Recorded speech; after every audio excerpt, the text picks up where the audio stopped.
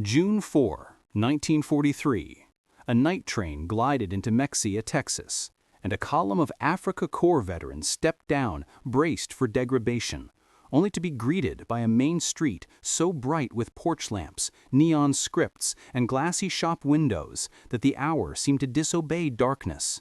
A sensory shock that contradicted every broadcast they had believed about a decadent America collapsing under its own excesses. Their first hesitation was not fear, but confusion, because the light implied upstream facts: generators, lines, transformers, repair crews, spare parts, that no starving, overextended society could sustain, and the implications struck harder than any lecture could have done. A diarist scratched a forbidden line: no nation fighting on two fronts should have this much power. And the graphite felt like contraband, because the act of observation now threatened to erode an identity built from slogans, scarcity, and blackout curtains. The Pullman coaches that delivered them, with padded seats, linen, and the almost apologetic professionalism of guards worried about imperfect air conditioning, read not as theatrical kindness, but as logistics at ease, the everyday texture of a system so confident in its functioning that comfort was part of standard operating procedure. That night, the most persuasive thing in America was not a person or a pamphlet, but a glow. Lights in every farmhouse window, signal lamps cycling reliably, shop fronts still open past reason, which performed quiet arithmetic. If such peripheral places are this alive after dark, what must the core look like at noon? Blackout orders had plunged German streets into ritual darkness for years, and rural electrification lagged so far behind that evenings were chores of shadow and care. Yet here, the countryside hummed like a factory, a wordless syllabus in abundance and planning.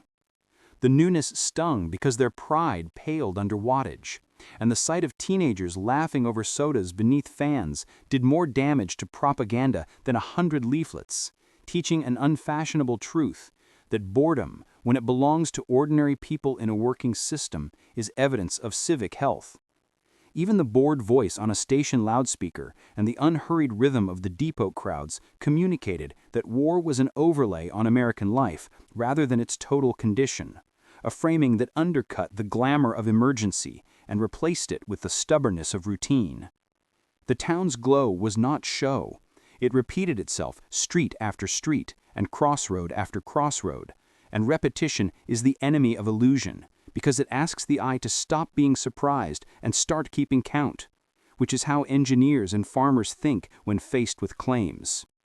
Before trucks ferried them to camp, the men had already learned their first unwelcome lesson. Logistics can be felt on the skin like weather, and when it is made well, as electricity that stays on and schedules that run, it turns strangers into students even when they refuse the role. That night, a small procession of mental conversions began, not grand and not yet admitted, but real. Skeptics paused, mockers lowered their voices, and a quiet resolve to look more closely replaced a reflex to dismiss, and the change of posture would matter more later than any signed confession of error. The line between myth and measurement, once crossed, is not easily recrossed. Men who have seen lights refuse to believe in darkness as fate, even when pride begs them to look away, and that refusal is the starting point of re-education by reality. The town remained itself, indifferent to their astonishment, and that indifference, work done without audience, was perhaps the greatest rebuke to a worldview that needed spectacle to feel alive. It was, by any fair telling, the first of many nights when simple facts performed the labor of statesmen, and the effect would grow in buses and barracks, on docks and in fields, until the minds that arrived bristling with certainties became minds that asked, with an engineer's patience, how does this actually work? The Atlantic crossing had already begun to unsettle assumptions, because Liberty ships that delivered cargo to Europe returned with prisoners instead of sailing empty, an illegal loop that converted deadhead miles into throughput and taught by design that supply is a discipline rather than a miracle. And discipline, when repeated across thousands of vessels, becomes a national character more convincing than rhetoric. Shipboard life, drills, hot meals, engine checks, unfolded with industrial calm, and predictability at sea does a peculiar thing to pride. It stretches ego across watch cycles and maintenance logs until imitation feels like common sense rather than surrender. The waste that shocked them, bread tossed, coffee poured out, functioned as an ugly proof not of cruelty, but of a pipeline so confident that minor spillage drew shrugs rather than moral panic. And while no decent man could approve of waste, every soldier recognized what it signaled about reserve. Landfall at Norfolk finished the equation. Cranes moved like quiet metronomes, trucks idled in marked lanes, and manifest clerks turned chaos into flow with a composure that told a simple adult truth. War adds hours here. It does not subtract civilization. Marching to the trains, the prisoners passed parking lots filled with workers' cars, ordinary people's cars, not the badges of elites, and the image pierced a cultural nerve because it collapsed a decade of boasts about a people's car that never arrived for most families back home. Then came the Pullman cars, sleeping berths, dining tables, observation windows, so comfortably normal that guards apologized for the air conditioning, a phrase that sounded like a practical joke until the cool draft proved it was spoken without irony, and the joke, if there was one, was on any man who insisted comfort and competence could not coexist. The 3-day journey west became a rolling classroom. Signal masts changed aspects with a logic that murmured safety. Switchyards pulsed like puzzles solved in real time, and small towns shone with the stubborn cheer of a people who had chosen to fight by adding capacity rather than subtracting life. In place after place, they watched workers treat systems with affection, the way a foreman waved through a truck without looking back, the way a brakeman's gesture matched a lamp's blink, and those small marriages of mind and metal taught more about how societies endure than any party slogan. When the train slowed past factories, shock turned technical, aluminum furnaces drinking power like cities, synthetic rubber complexes grown from fields and months, and an aircraft plant that could birth a heavy bomber every hour. Images that rewired the meaning of victory from bravery to cadence, from myth to throughput. Numbers began to live in their heads not as boasts, but as gears, kilowatts, tonnage, parts per minute. And once numbers live like gears, they ask to be measured and maintained, which is how minds leave ideology behind without ceremony. Behind the glass, America revealed itself as a choreography that did not care about the audience. Labels were legible, crates uniform, fitting standard, and the worker's pace unhurried but never lax, a confidence that made men breathe differently, because the future, for once, seemed a solvable schedule rather than a battlefield of wills. If any lesson from the rails deserves to be called moral, it is that competence is a mercy. It reduces waiting, lowers fear, and clarifies what the next hour requires, and under that mercy, resentment loses oxygen. By the time Texas swallowed the rails, the harder men had stopped muttering about trickery, not out of affection, but out of an engineer's respect, and respect, once given to systems, becomes a habit that outlasts uniforms and flags.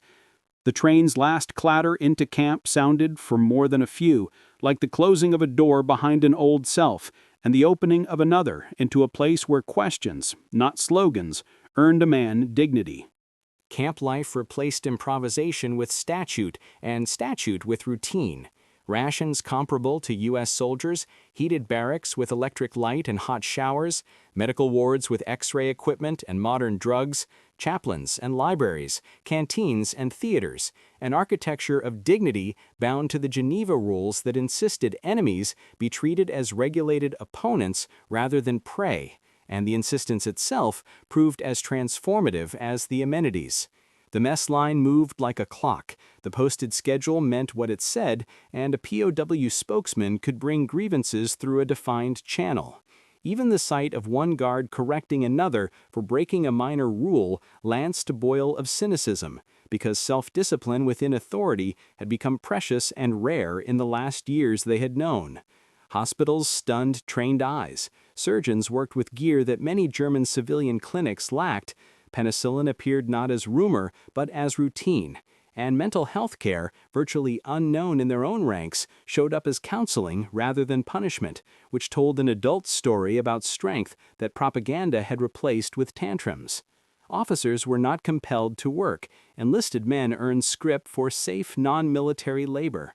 And the conservative architecture of those rules, old-fashioned, even fussy, proved durable precisely because it was not dramatic. And durability, men learned, is a moral gift when you live under wire.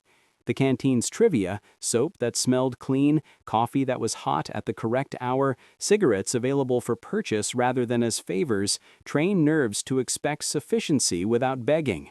And that expectation, once set, makes demagogues sound shrill.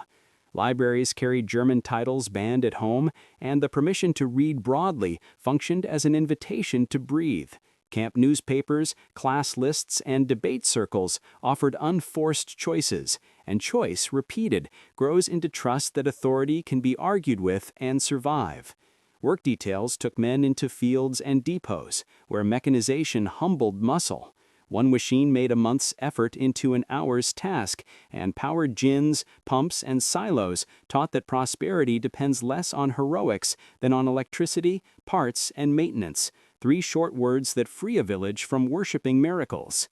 In processing plants, skeleton crews of women and older men matched or exceeded German peacetime outputs, and the quiet audacity of these crews rewrote the lesson that democracy is softer.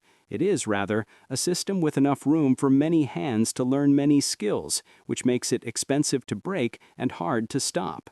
The Special Projects Division ran re-education without shouting, prisoner-edited newspapers, curated libraries, lectures that encouraged questions, and Der Ruf, the call, gradually swapped defiance for essays on economics, civics, and reconstruction, not because men were coerced, but because reality had made curiosity easier than pretense.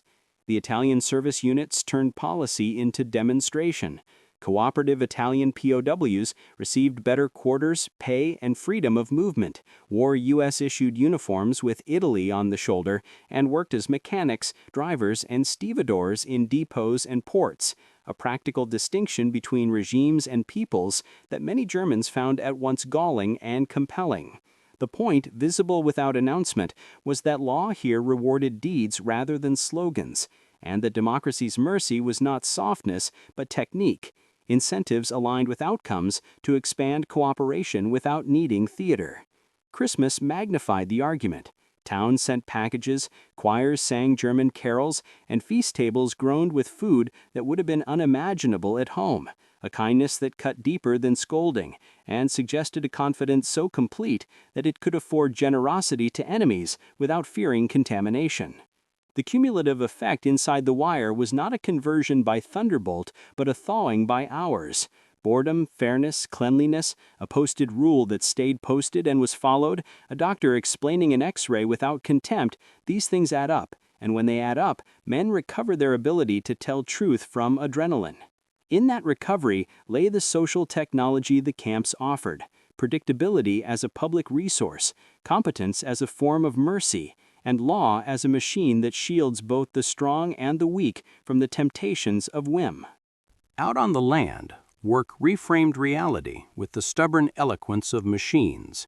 Cotton gins, powered by regional grids, devoured harvests at paces that turned a village's month into an operator's hour, and powered pumps, trucks, and cold storage converted seasons into scheduled throughput instead of rituals of hope and loss, proving by repetition that engineering steals luck from weather.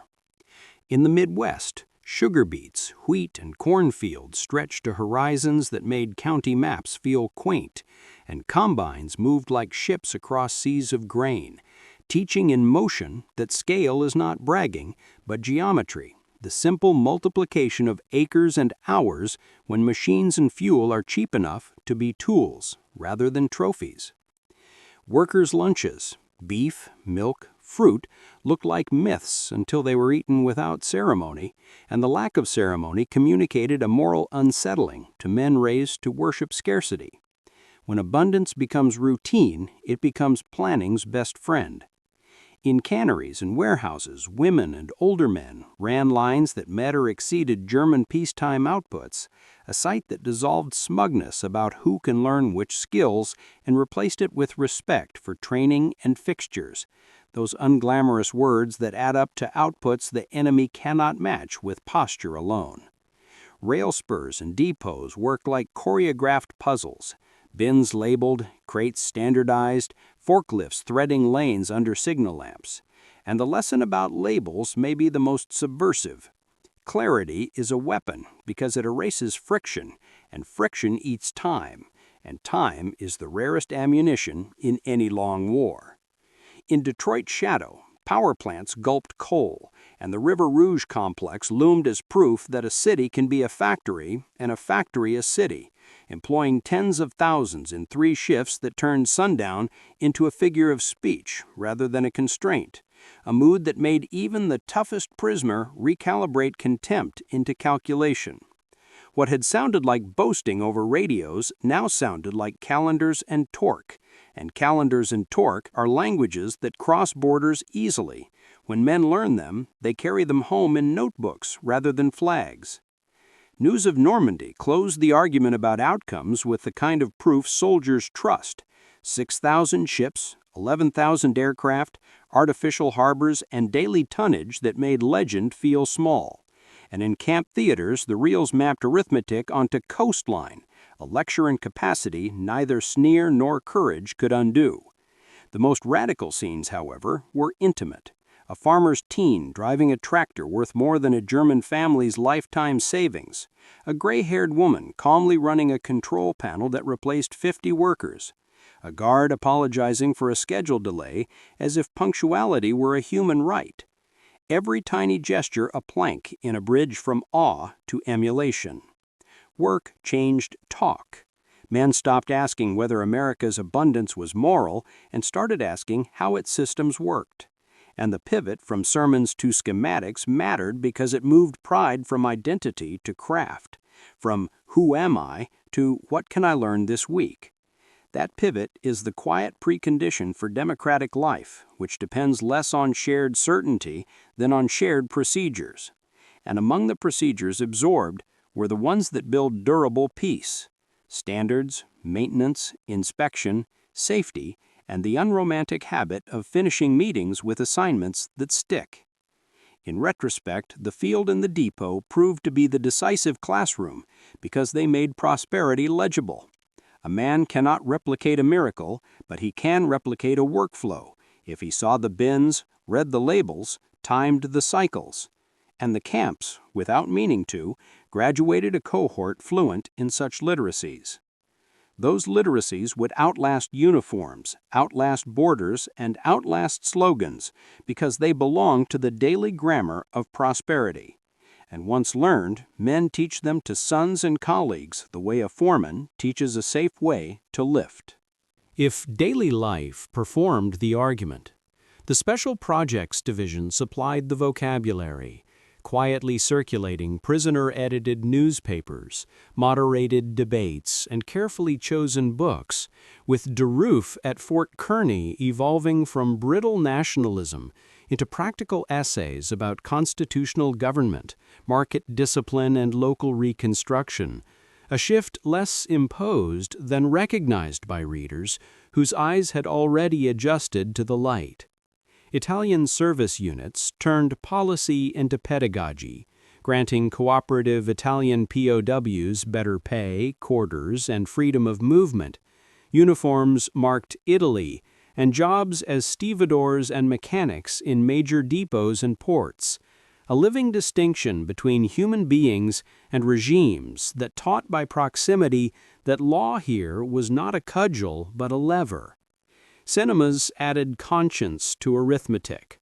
Why We Fight and Hollywood features taught a nation's self-critique, and after the liberation of camps in Europe, atrocity reels met initial denial that faltered under repetition and letters from home, leaving a silence more eloquent than confession because it marked the end of a lie men had told themselves to live. By spring 1945, classes enrolled tens of thousands, and newspapers across the camp network argued openly about Germany's future, the sort of talk that would have drawn prison or worse back home. Yet here it drew discussion leaders, schedules, and the respect that comes from disagreeing without fear. The numbers behind captivity sketched its scale. Roughly 425,871 Axis POWs at peak in May 1945, about 371,683 of them Germans, held across a nationwide lattice of main and branch camps that reached nearly every state save a few. And numbers of that size turn individual stories into public institutions, which is why their routines mattered so much. Repatriation returned men with English, savings, and systems in their heads. More crucially, it returned them with a loyalty to procedures that make communities predictable and fair: scheduled hours, maintenance logs, safety drills, transparent meetings, and newspapers that argue like adults. Post-war, former POWs seeded these habits through workshops, councils, and farms, bringing an ethic of clarity and cadence into a broken place that needed less fervor and more checklists. The so-called economic miracle rested not only on currency reform and aid flows, but on a critical mass of people who had seen systems that work and refused to pretend they're magic. In survey after survey and reunion after reunion, what men remembered with grateful confusion was not a single pamphlet or sermon, but a series of small mercies: clean sheets, a fair guard, a doctor who explained an X-ray, a choir singing German carols at Christmas, and the memory of those mercies did something to anger that punishment never could. The strongest persuasion was routine abundance paired with principled restraint, which inverted the story they had been told about democracies being soft. Softness born of surplus is not weakness but security, and security writes fewer checks to brutality. If a single sentence is permitted to sum a long apprenticeship, it would be this: they learned that prosperity comes from freedom married to law, that law without fear creates trust, and that trust lets a society plan tomorrow instead of surviving today. And once learned, this sentence is difficult to unlearn. At last, a call to action worthy of the story. If this journey changed how the home front's light helped win a war of shadows, like the video, share it with a friend who loves overlooked chapters, and comment which deep dive should come next: Fort Kearny's Idea Factory, Camp Cinemas and Conscience, or POW farm work from the inside. And subscribe to follow the next episode built from letters, camp newspapers, and post-war careers, tracing how men who arrived as captives went home as apprentices of a functioning democracy. On the night of December 23, 1944, at Camp Papago Park outside Phoenix, 25 German POWs crawled through a hand-dug 176-foot tunnel and stepped into the cold Arizona dark, believing that the Sonoran Desert could be outwitted by nerve and a good map. Yet what they found instead was that distance, dryness, and the indifferent geometry of canals and washes are better jailers than barbed wire. They had planned with precision, led by U-boat Captain Jürgen Wattenberg. They stockpiled scrap wood, stitched a collapsible raft from rubber and planks, and charted a bold route that would carry them from the cross-cut canal to the Salt, into the Gila, down the Colorado, and out to the Gulf of California, only to learn that winter rivers on paper are not always rivers underfoot. By 2:30 a.m. on Christmas Eve, the last man wriggled free, splitting into small groups to avoid detection, and some even carried the makings of that raft down to the Salt River, where the plan dissolved into gravel and damp sand as trickles mocked the gleam of riding current to freedom. Within hours, the manhunt began. Hundreds of soldiers, FBI agents, and Papago, Akimel O'Autumn scouts fanned across the flats in what local papers grandly called the greatest manhunt in Arizona history. Yet the real pursuer was hunger, cold rain and landscape unfamiliar to sailors who knew windroses better than coyote trails. Pairs and trios surrendered when the desert announced its terms with numb fingers and empty stomachs, while the luckier or more stubborn pressed south until they reached distances measurable against the Mexican border, learning mile by mile that an open horizon can be as confining as a wall when one's water runs low. 2 men made it within 30 miles of Mexico before Papago scouts found them, and soon after, decorated submarine officers Friedrich Guggenberger and Jürgen Quate Fossilem were captured within 10 miles, their nautical cunning undone not by guards but by a dry wash and the arithmetic of sand, fatigue, and misread distance. One trio, Gunther, Claris, and Uccellino, was caught when a moment of ordinary human vanity broke operational discipline, because a canal near Gila Bend seemed like a sensible place to wash underwear until cowboys on horseback noticed men with unfamiliar accents and alerted authorities. The National Park Service tells the story today with an arid smile. The tunnel was real, the courage unarguable, but the salt was a seasonal ghost when they needed a road of water, and the desert, which forgives few planning errors, offered none to men trained for oceans. The escape has since become a parable in POW histories. The largest Axis breakout on U.S. soil yielded 0 deaths, and one lesson repeated by every recaptured man.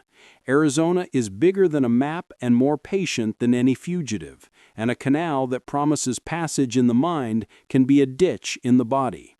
In the camps afterward, guards tightened procedures, but many also laughed ruefully with men whose courage they respected, because the failed voyage to the Gulf made clear that courage wins headlines while logistics wins outcomes, a refrain that had followed these prisoners since the night they first stepped into America's light.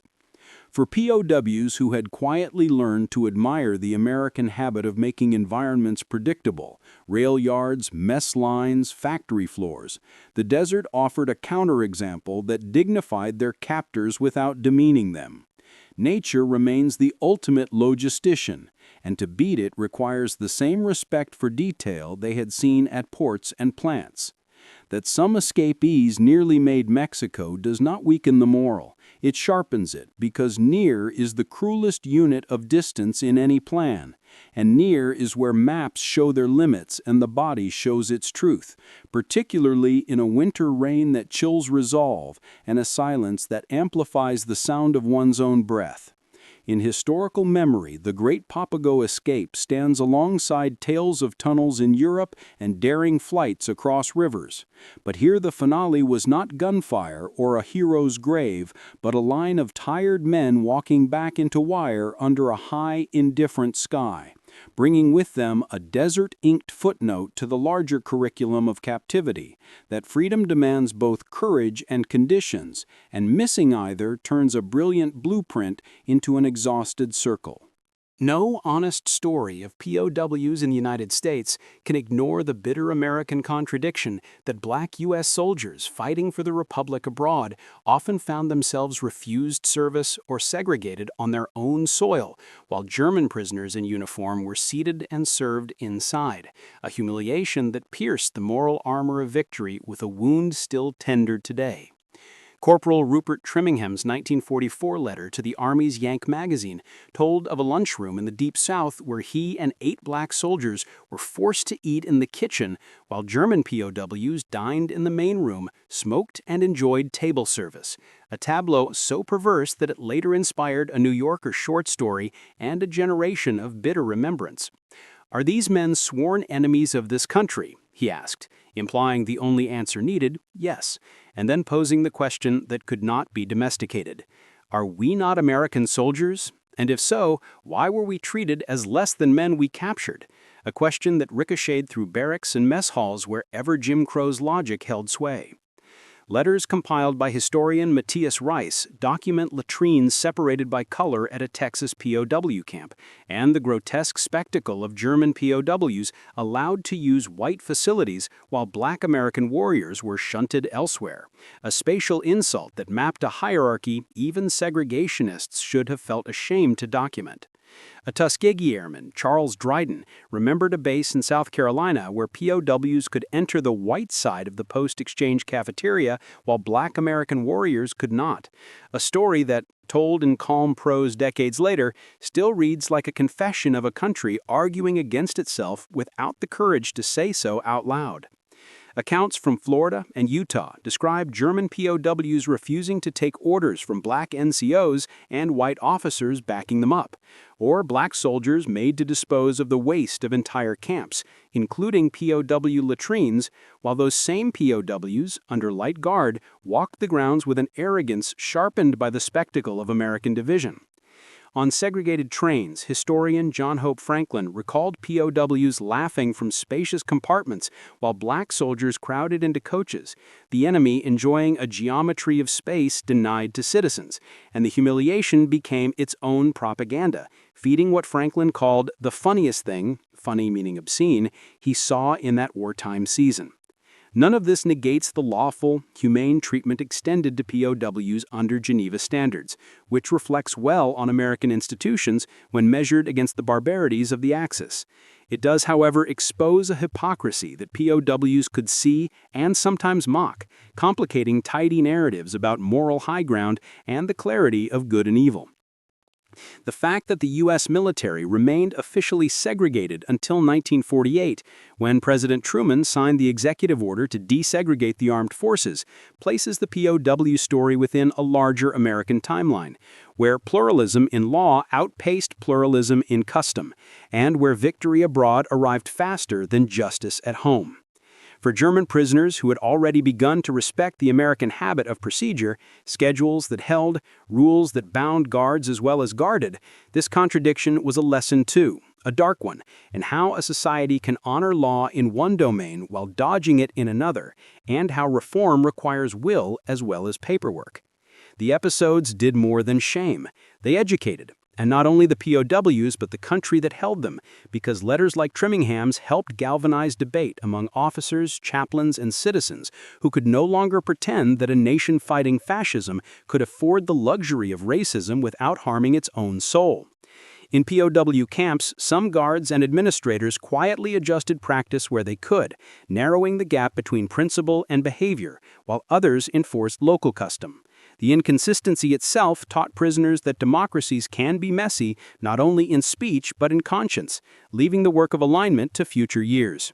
When those POWs went home and later told stories of America, their tales included both the abundance that had astonished them and the contradictions that had appalled them. And in that mixed testimony lies a sharper kind of respect, because it recognizes a society capable of strong law and weak custom, reform and relapse, and still chooses to learn from its strengths without copying its sins. When the war ended in Europe, the path home for German POWs held in the United States was often not a straight line to Bremen or Hamburg, but a dogleg through British docks and French farms, because Allied labor needs and shipping priorities interposed a season of work between surrender and the return of men to their families. Britain's stock of German prisoners swelled sharply after May 1945, peaking at roughly 402,000 in September 1946, in part because tens of thousands were shipped across the Atlantic from U.S. and Canadian camps to ease European labor shortages, and because the United Kingdom argued that Germany's shattered economy could not yet absorb hundreds of thousands of returning men. British policy paired welfare with work. Medical and dental care overseen by British clinicians or qualified German medics, Red Cross inspections, and agriculture, demolition, timbering, and reconstruction assignments that by some estimates amounted to a fifth of the nation's agricultural labor in 1946 and rose to a quarter the following year. An arithmetic of necessity that drew protests even as it kept food and rebuilding moving. Public pressure, churches, and the Red Cross pushed Downing Street toward repatriation beginning in September 1946. But the curve down took time. 355,200 in December 1946, 220,000 by September 1947, and just under 83,000 by March 1948, with the last broad returns completed in mid-1948. years measured in harvests and ship schedules as much as in policy. The story complicates neat endings. As repatriation gathered pace, the government offered a civilian worker program to men who preferred to remain in Britain for love, fear of returning to Soviet-held hometowns, or simple preference for the routines they had learned. Roughly 30,000 applied, and about 24,000 were accepted to stay and work, some of whom never left. The harsher edge of this labor story shows up across Europe, where German prisoners and civilians were used as reparations labor in multiple countries, and where the line between lawful POW employment and coercive post-war work blurred in practice and in memory. An index of how the need to rebuild collided with the need to heal. The British file offers one of the clearest ledgers: arrivals from American and Canadian custody in 1946, a peak in September that coincides with the first formal repatriation wave, and a bureaucratic trail that shows ministries arguing over how fast hands could be spared from fields without starving cities in 1947.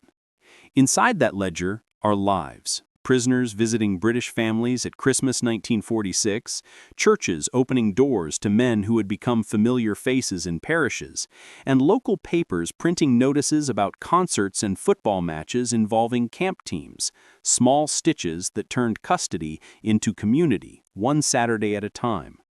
For POWs repatriated directly from the United States, the numbers still meant detours. Embarkation lists routed men through Le Havre or British reception centers where they waited weeks for the final leg, and every delay bought time for one more class or one more letter that might follow them home. The homecomings that finally arrived felt uneven. Some men returned to ruins, others to occupied zones where politics overshadowed reunion, and yet they returned with notebooks full of procedures, English phrases that unlocked manuals and catalogs, and a respect for daily order they would teach in barns and shop floors long before anyone debated the Marshall Plan in newspapers. The paradox of the repatriation years is that distance added meaning. Delays turned observation into memory, memory into method, and method into a kit that did not need permission to be unpacked at home, because a maintenance log or safety drill does not require ideology to prove itself useful. Critics then and now raise hard questions about how long work should have continued and where the moral line lies between reparations and exploitation. And the British record shows that the argument happened in real time, in Parliament and the press, as ministers balanced bread against principle, with a candor that, while imperfect, left a paper trail a democratic country can examine. The most tangible measure of these detours' long-term effect may lie in the men who chose not to detour home at all. Tens of thousands who married, converted prisoner status into civilian contracts, and became their village's first Germans, a phrase that once would have sounded like a threat, but in these parishes came to sound like a neighbor's name on a tradesman's sign. Through it all, the U.S. fleet's spine remains visible. A system that moved hundreds of thousands through capture, work, education, and return without dissolving into vengeance, and that exported more than bodies when it shipped men across the Atlantic. It exported habits that outlasted the voyage. On the American home front, captivity sometimes ripened into human ties that outlived the war. Farmers who hired POW work details asked guards to bring the same men back because they were careful with crops. Church groups hosted joint services that softened suspicion, and families traded letters for years, laying paper bridges over oceans that once had been battle lines. The Smithsonian Survey of Homefront Encounters recounts how POWs in many states worked side by side with civilians, ate at long tables in barns, shared music on weekends, and were invited at Christmas to sing in German with congregations that had learned to pronounce Stille Nacht, the vowels tasting of reconciliation more than politics. Some relationships edged into romance after the war, when repatriated men returned legally to marry women they had met in the fields or through church auxiliaries, stories that begin with a guard's caution and end with a photograph of a mixed wedding party whose smiles explain how former enemies can become relatives. Others took subtler forms, a pair of boots mailed from a Missouri family to a former prisoner who had written about the winter in his hometown, or a mechanic's toolkit bought by subscription from a California packing house for a meticulous POW whose hands, the foreman swore, could fix anything with the right parts. These vignettes coexisted with stricter accounts. Towns that forbade social contact, sheriffs who reminded churchwomen of the letter of the law, and families who sent food but not invitations. And the variants taught POWs a new lesson. Democracies differ from town to town and conscience to conscience, and their strength lies not in uniformity, but in the capacity to adjust over time.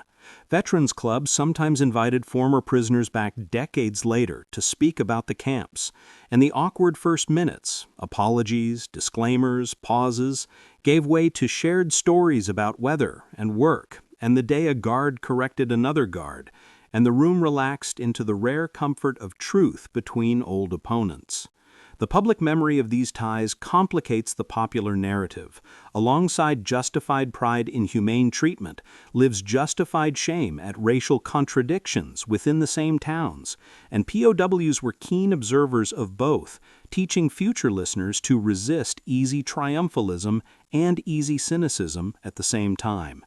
When former POWs later described why they returned to visit or to immigrate, they rarely mentioned ideas first.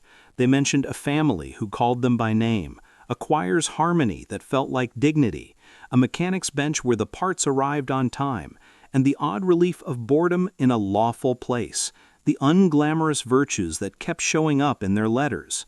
Those letters thickened into networks.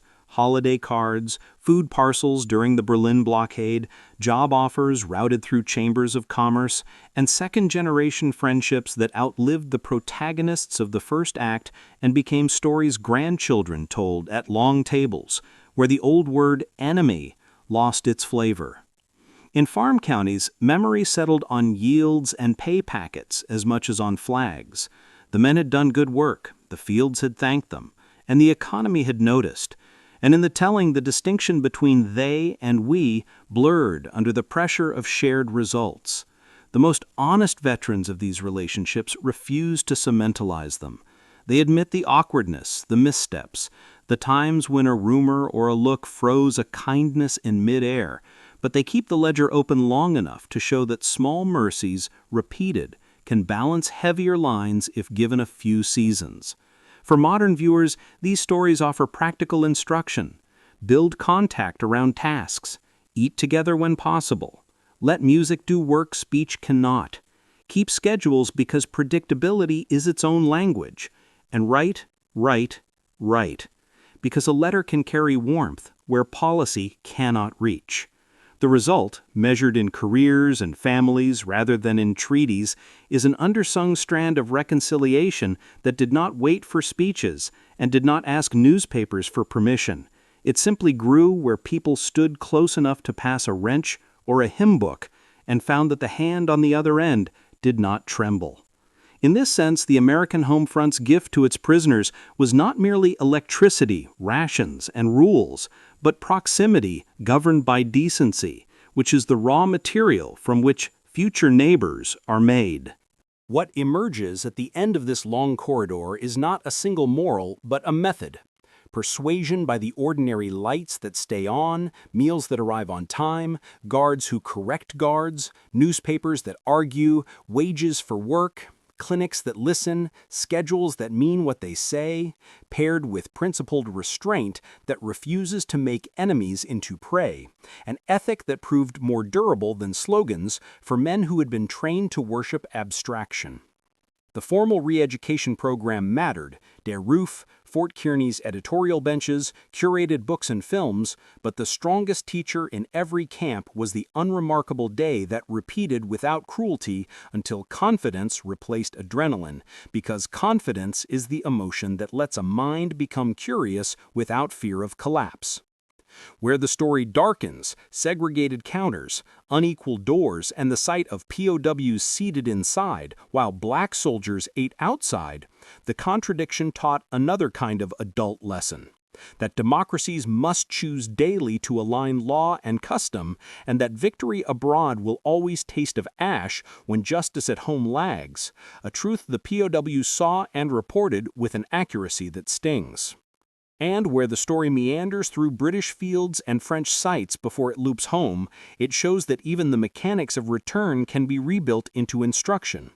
Work can be lawful, repatriation can be delayed without becoming denial, and a country can debate its own conduct in parliament and newspapers without losing the will to repair wrongs. The numbers, finally, only describe what the eyes learned first. Hundreds of thousands moved through this system, in America and then through Britain, and along the way, their opinions shifted in proportions large enough to matter when they reached workshops and councils and kitchens on the other side of the ocean. When former POWs were asked years later what changed them, they did not quote a paragraph. They described a night train and a lit town, a doctor who explained an X-ray, a foreman who waved a truck through without looking back, a choir that sang in their language without spite, and a newspaper line that cut propaganda from fact with a blue pencil and a deadline. If this story has use today, it is to remind builders, teachers, officers, and neighbors that competence is a form of mercy and routine a form of respect, and that these two together can turn enemies into apprentices and apprentices into citizens without demanding that anyone lie about the past. For the next episode, there is room to dive deeper. Fort Kearny's day-by-day editorial process and how issues of Der Ruf were composed and vetted, the Papago Park breakout with maps, patrol logs, and interviews from both sides, or Group 47's workshop method and how it exported the POW classroom into post-war German letters. If these chapters changed how the Homefront's light helped win a war of shadows, like the video, share it with a friend who loves overlooked history, and drop a comment with which deep dive you want next. Kearny's Idea Factory, Camp Cinemas and Conscience, or POW farm work from the inside.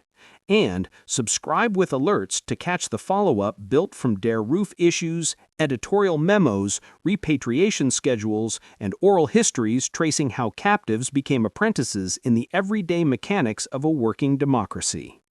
Across the U.S. camp network, leisure became a quiet engine of normalization.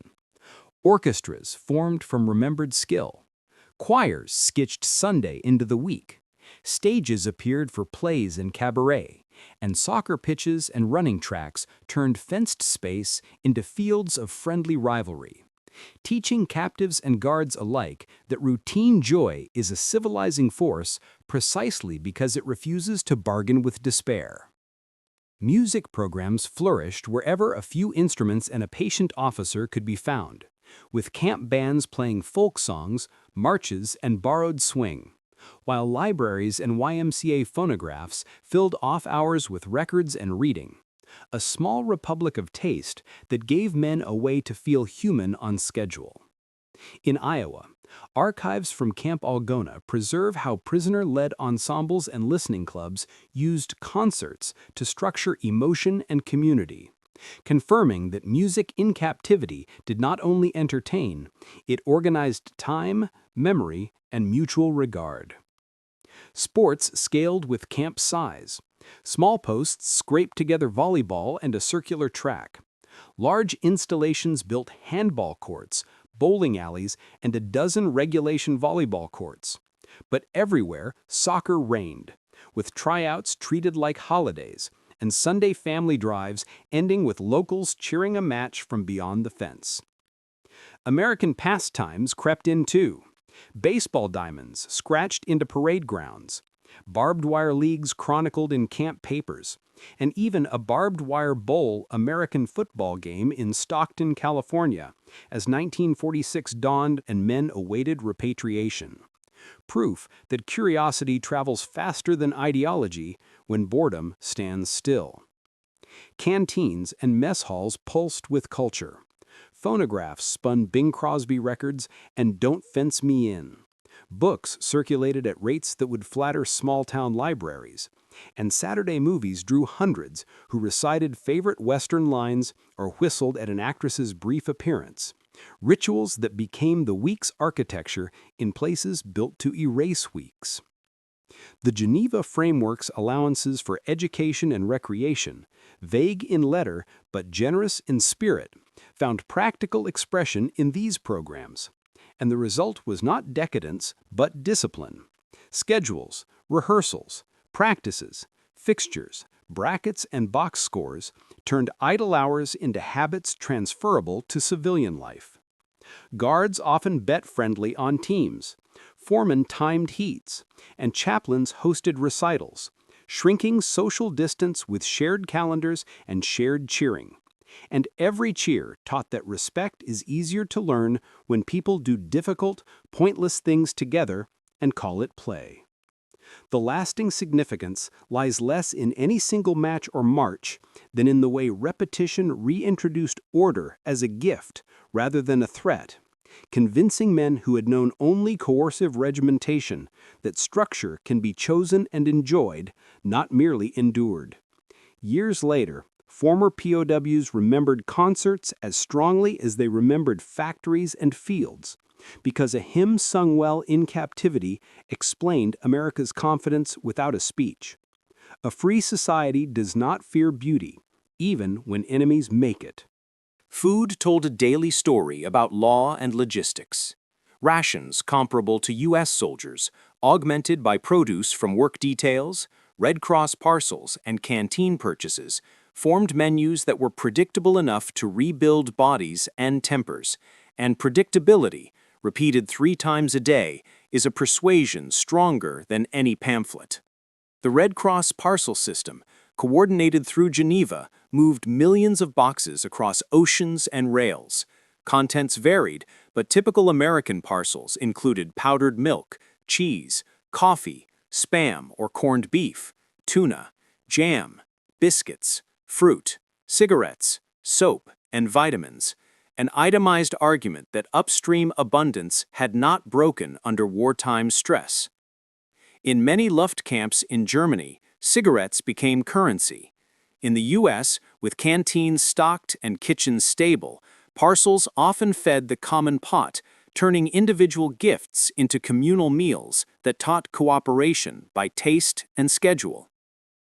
Kitchens became classrooms in method, menus pinned to boards, sanitation checks logged, inventories balanced, and substitutions made transparently when supplies shifted, demonstrating to watchful eyes that transparency is a culinary virtue as well as a civic one.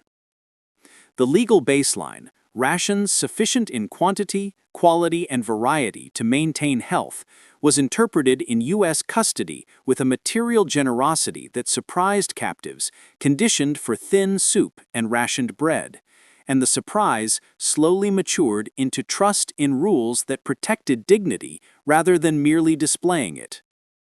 Farmers feeding POW work crews often served hearty field meals and charged government rates that helped offset camp costs. A transaction that knit economy and mercy into a single ledger, fair pay in, fair food out, and the day's labor reckoned in calories and crates moved.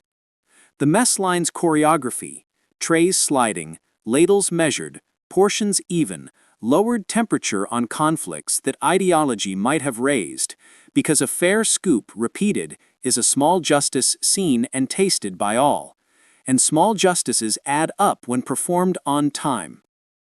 Holiday spreads, local donations, and the occasional surprise dessert turned the law's floor into a cultural ceiling, teaching that the right way to celebrate strength is to feed those in one's power well, even when gratitude is complicated and history raw. From many prisoners, the kitchen's ledger, what went in, what came out, what could be promised again tomorrow, was the first plausible demonstration of an economy that plans for plenty rather than weaponizing shortage, and this demonstration needed no translation. In memory, the meals did more than refill. They reset expectations about what institutions are for, laying groundwork for post-war demands that city halls and companies run like good kitchens, clean, fair, on time, and honest about substitutions. Barbed wire and towers drew the eye, But the most important security system in U.S. POW custody was procedural. Posted rules, grievance channels, consistent enforcement, and visible self-correction among guards. A quiet architecture that taught enemies how a constitutional society binds its own hands and calls the binding strength. The Geneva Framework's core expectations, humane treatment, adequate food and shelter, medical care, communication with families, and protection from dangerous or war-related work were not merely quoted, they were operationalized into checklists and inspections that made law visible at the point of service. Where force was used, it was bounded. Where punishment was necessary, it was documented. Where discipline failed, it was reviewed. And the routine of review signaled to observant prisoners that authority here was less a performance than a process. Escapes were rare in proportion to the population, about 2,222 attempts in total, with most men recaptured quickly, a statistic that reflected distance, unfamiliar terrain, and perhaps more importantly, the rational preference for a lawful routine over the hazards of flight in a country too big to cross on hope. Tunnels like Papagos taught administrators to tighten perimeters, but they also taught POWs that courage, absent logistics, is a romantic cul-de-sac, reinforcing the larger lesson that had followed them since Norfolk. Outcomes obey cadence more than charisma. Inspection visits by the Red Cross and internal audits by the Army built a paper spine under humane practice. And paper mattered because it allowed both sides to argue cases without rage, complaints, responses, corrections, turning conflict into a governable sequence. The paradox that impressed keen minds was that restraint produced control. The more predictable the system, the less violence it required.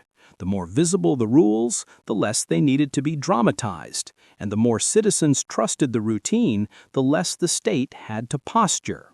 That architecture of trust became, for many, the most exportable feature of captivity, more than any machine or menu. It could be built in councils and unions, on factory floors and in classrooms, anywhere people agreed that posted rules should outlive tempers. For a few hardliners, process looked like weakness.